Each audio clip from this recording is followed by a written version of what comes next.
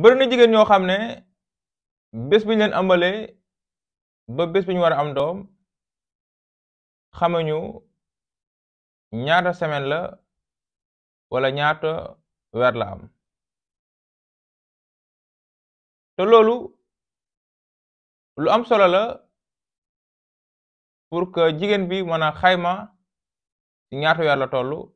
wala ci ñaata semaine la toll loolu waral tey ñu nar a tontu ci laaj bi ni mel ëmb ñaata semaine lay durer ngir tontu ci laaj bi dinañ leen wax ëmb ñaata semaine d'aménorrhée lay am dinañ leen wax également ëmb ñaata semaine de grossesse lay am bu fekkee gan nga ci kër gi mën nga partager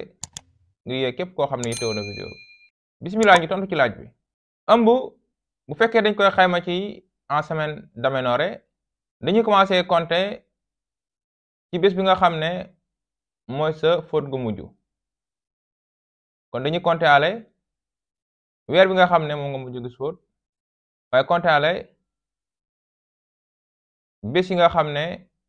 mooy bés yu jiitu ëmb bi muy ñaari semaine avant fécondation bi ñu ngi ko xayma ci 37 semaines à 41 semaines d'aménorrhée